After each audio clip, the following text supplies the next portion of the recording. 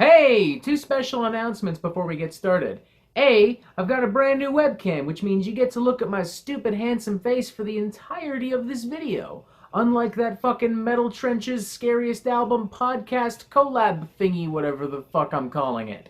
All this for the entirety of the video. You lucky sons of bitches.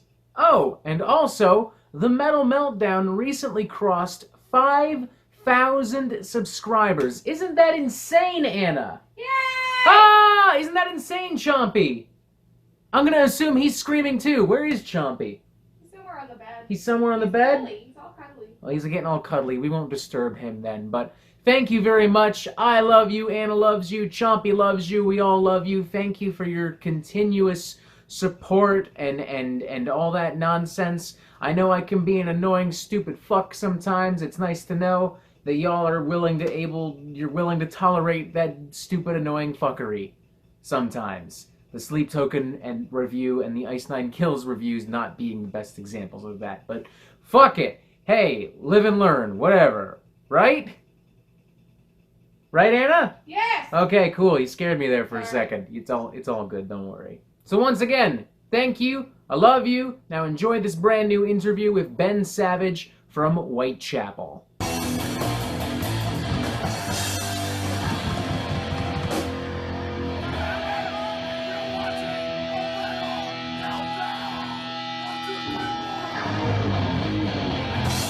Good morning, metalheads of the internet, and welcome to a brand new episode of the Metal Meltdown. Today, Ben Savage from Whitechapel is here. How are you, Ben? Doing well, man. Just just enjoying some time and at my house in Nashville, Tennessee. Hell yeah. Got some coffee. Yeah. Been a Got my while since I've coffee. been to I'm Tennessee. ready. Nice state. Yeah, it's pretty. I've done a lot of traveling through Tennessee, but for some reason, Nashville I've never been to. I got no good excuse for that either. Well, I'm originally from Knoxville, which is 3 hours east, and yeah, but I've been living here for good 6 years. Nice. New album Kin comes out in a week and a half. In a press release, Alex Wade mentioned being intimidated while working on demos for the record. Were you at all intimidated by writing and recording this record? Yeah, at the beginning, we just, it's hard to find initial song, to finish. So I think like with every record, you're intimidated. You just have to. But it takes like completing one song to kind of move forward. And once we found that with the opening track, "I Will Find You," that kind of helped us go along and get more confident. And so in each song you finish, you just gain confidence. But yeah, every record's intimidating, at the beginning. Was it intimidating as well, expanding on like some of the lyrical themes of the Valley? Yeah, because we just wanted to do, the album justice, as the follow-up to the Valley. We wanted to make it, the best it could be. So we didn't know the exact lyrical themes, but we knew we wanted to, follow that, just the, that cinematic storytelling feel. And we wanted to dive into it more. So have more, light and more shade, more, just more. So that's why you hear a lot of diversity on the record, because it was, completely intentional. We wanted to be, expansive, so we could write the music and have it be easier for Phil to, get creative in the storytelling aspect of it. I've actually just finished listening to the album for the first time, and one thing that shocked me a lot going through it were a lot of the acoustic guitar arrangements and a lot of the it's got more progressive kind of twists and turns to it. Lyrically, "How I Will Find You," it picks up directly where the Doomwoods from the previous record left off. Would you say with this in mind that it's a direct sequel to the Valley, or that is it something else? I don't see it as like really a sequel. I see it as, sister records or just brotherly, kindred records. They should be like consumed as a whole. But yeah, that was the hardest part, because we tried to write the music we wanted it to hear, so like with after Doomwoods, what would we want to hear, like the sound, like after coming out of Doomwoods. So once we found the riff in I Will Find You, which is pretty much like the chorus riff of the song, that sound it was like, wow, this sounds like it could be, it sounds like the continuation. So it was really exciting once we came up on that.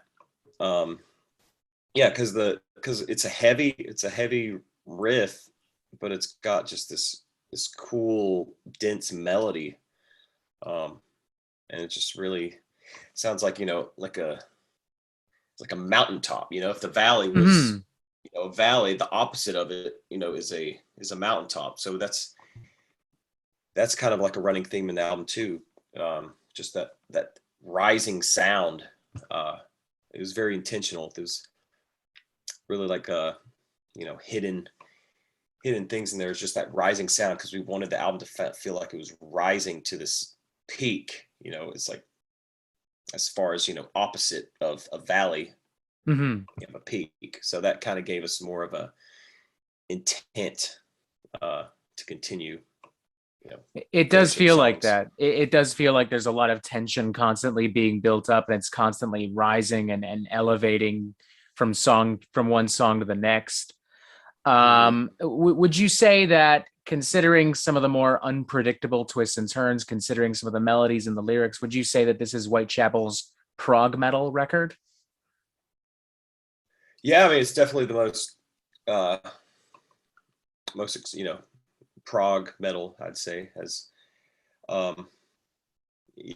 as far as expansiveness.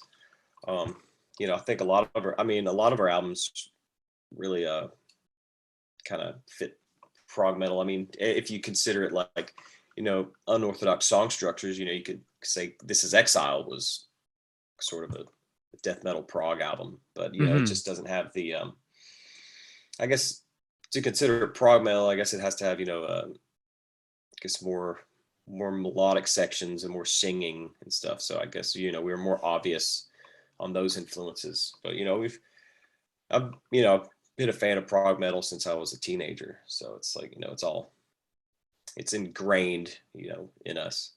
But we just became it's come out to the surface more the farther we get into our musical journey. I'm looking forward to prog metal nerds in the comments of this video going, "What the fuck? Whitechapel's not prog metal. They don't have 18. Yeah. They don't have 18-minute keyboard solos. That's not prog." Yeah, man.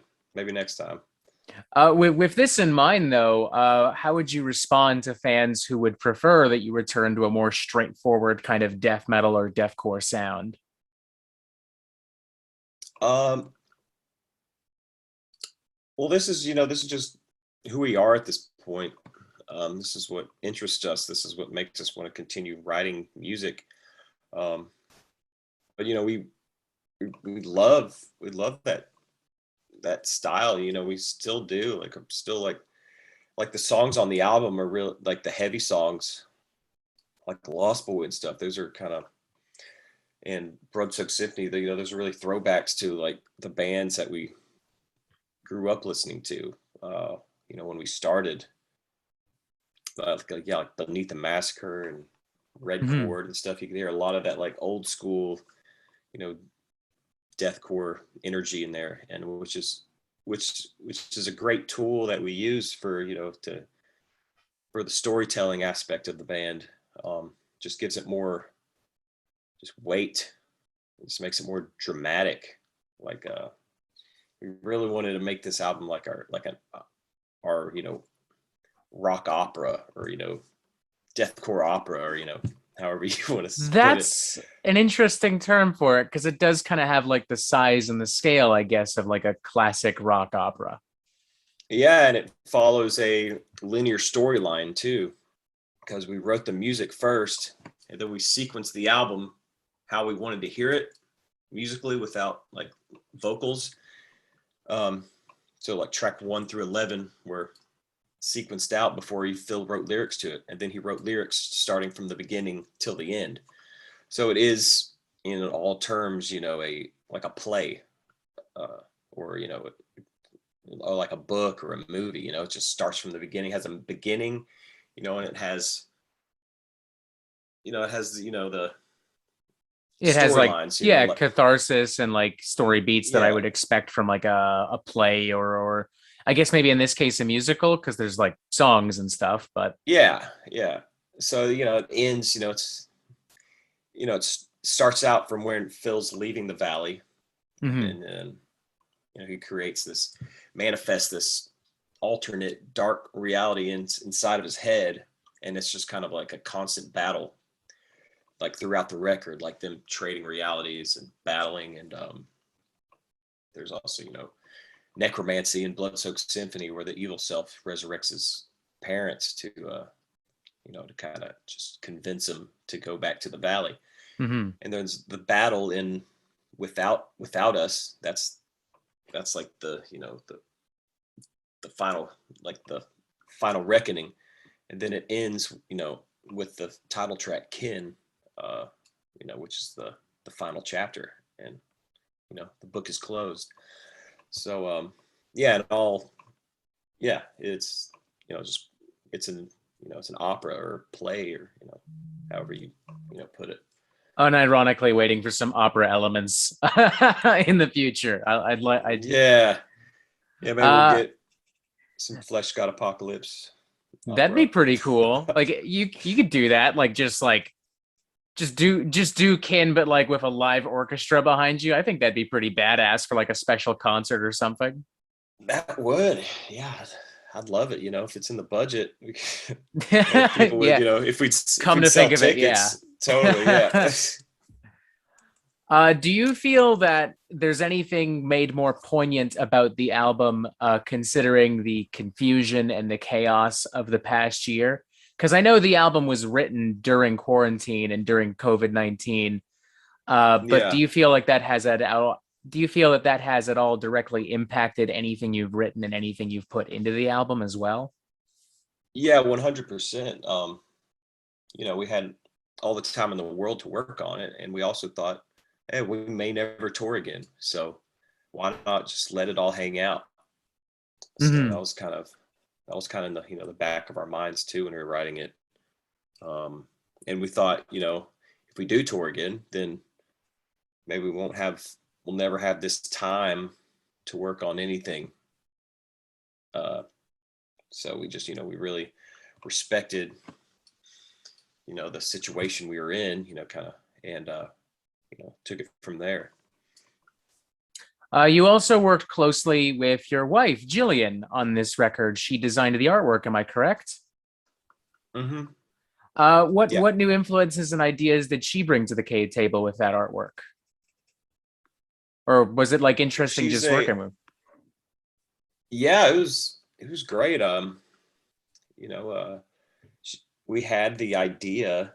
I had the kind of made like a mock, or mock of what we wanted it to look like, and that's the biggest part, just having a look, and because I knew she could paint it, because she has a bachelor of fine arts in drawing, and Mm-hmm. she knows what paints to use. She knows like what techniques will work best. Yeah, stuff that I don't know anything about. I'm like I'm I like a play caveman guitar. when it comes to that. Yeah, yeah. Well, I play guitar, and I like doodling. I like making drawings and stuff, and but Hmm. I'm not like I'm not like a fine artist, by any means. So, uh, she brought a lot of that, um, that scholarly look, to the album, which it fits, it complements the music perfectly, because I feel like Hmm. we work so hard on the music, the artwork should be just as labored over. It's So a beautiful piece of artwork too. oh Thank you. I'll tell her. I'll tell you you said that. Please do. It was amazing. Like I remember. I mean, I heard the promo single "Lost Boy" I think when it first came Yeah. out, and I was like, "Wow, that's great." And then I saw the artwork, and the first thing I thought was, "This doesn't even look like a typical Whitechapel album cover. It almost Yeah. looks more like a Tool album cover." I was reminded of like Fear Inoculum or something. It looks amazing. Yeah, it looks better in person, you know. It's like because you look at the album on your phone, it's only like that small, but Hmm. in person, like it's a 12 by 12 canvas is what it was painted on, so it's like the perfect, size as a vinyl.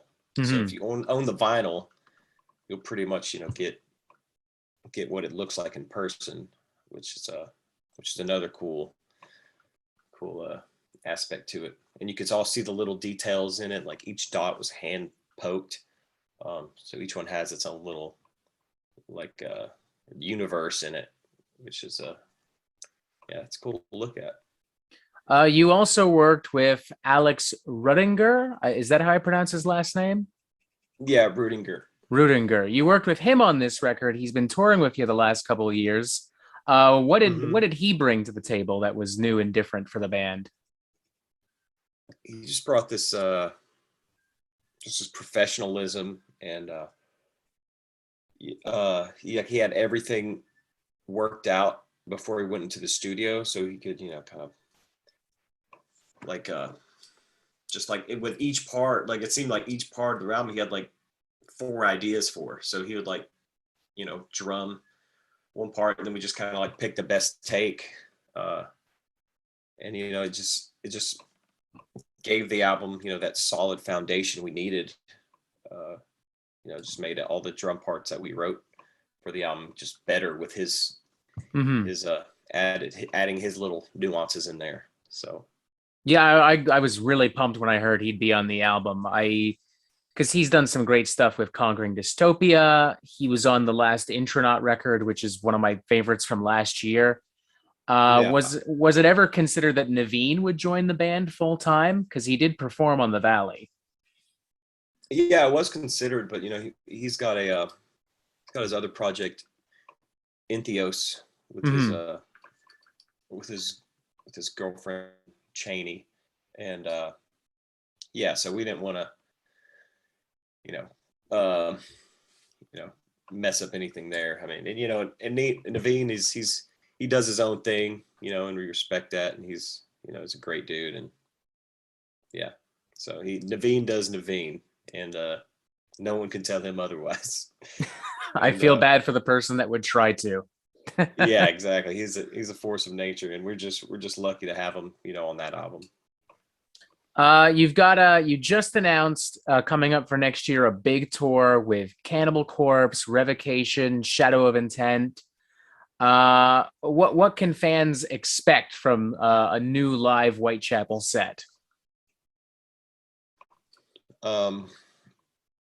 Well, for the Cannibal tour, we're definitely gonna have bring our heavy bangers out. Mm-hmm. We're not gonna play any songs like Orphan or anything like that. Got to play to the audience. But, yeah. Yeah, I feel like the yeah. Cannibal Corpse crowd is not that into clean vocals. I'm just gonna take a shot in the No. dark and yeah. So we'll curate our set list to that. We have a lot of material to choose from for the heavy side of the band. But that's the only tour that's been announced so far. But all the rest of the tours will be curated to our more adventurous sounds of and the past 2 records. and I bring this up. I obviously hope the tour happens. I would love for everyone to go see a show right now. But I bring this up only because there are a lot of tours that are still getting postponed and canceled at pretty much the last minute. How confident Yeah. are you that you think the tour can still go on? I'm pretty confident because I mean it's it's still a long ways out. It's February, so I feel like that's why we booked it so far in advance, because we just rolling the dice and thinking like everything will be completely open by then. Mm-hmm. But we'll see. There's a lot of like restrictions as far as no guests backstage. no guests on the bus, or so there's a lot of precautions being taken, within the touring party. So I mean, I'm fairly confident, Fingers crossed, eh? Knock on wood. Yeah. Knock on wood, fingers crossed. Yeah. And I got one more question for you, and I'll let you go after that. Let's purely hypothetically, something happens to the tour. Would Whitechapel consider doing like a streaming event from home? Because there are a lot of bands that have done that in the past year and have had major success with it. Yeah, we just haven't found the right, I guess, people to do it. I guess we wanted to look, really, really good. We don't want it to look cheap or anything. So yeah, we've definitely considered it, last year and stuff, but just nothing didn't come around to it. But yeah, I mean, it could be cool. I think it'd be pretty exciting, but then again, I'm not a director, I'm not anything, and this is all purely hypothetical. I hope the tour goes on, and I hope that means eventually y'all come up to Toronto, because it has been, at this point, maybe 19 months since I've been to a concert. I'm starting to get Oh my God. the itch. I think y'all Americans, I don't think you understand how lucky you are. Like, Canadians have had nothing. Nothing, huh? Wow. Yeah. The last show I saw was actually at the Opera House, Cult of Luna and Intronaut. And I remember joking with Sasha from Intronaut beforehand, like, this COVID thing, we'll see. And then a week later, everything got shut down. Yeah. Wow. That's wild. Damn, 19 months. Yeah. They're having shows in the US. Like, I just saw King Crimson a couple months ago. Nice. Yeah, and that whole tour went through. So I was like, man. Yeah, I mean, they're really risking it. Yeah, there are still some bands. I mean, like the Megadeth Lamb of God tour went off. They had to postpone the Canadian shows, but other than that, it went off fine. Yeah. Black Dahlia Murder, Rivers of Nile, I think they're still touring right now, or they've just finished one. But yeah, I mean, so even Lorna Shore, like, they just did a big tour. They just announced a big tour, Bring Me the Horizon. So I guess, I don't know, just sucks to be Canadian right now, I guess. I've got American friends. I've got some American friends who are like, yo, pop on down to the Brooklyn show for Whitechapel and Cannibal Corpse. And I'm like, I'm thinking about it. I'm really thinking about it. Well, but we'll see. Do it. I may just do that.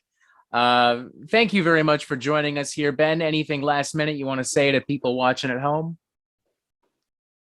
The record comes out October 29th, and yeah, we're just excited for people to hear it. Hell yeah. Once again, thank you, Ben. Ladies and gentlemen, make sure to check out Kin when it comes out. Press this button. It'll be here to subscribe and whatever the fuck else, whatever. And as always, y'all have yourself a fantastic day.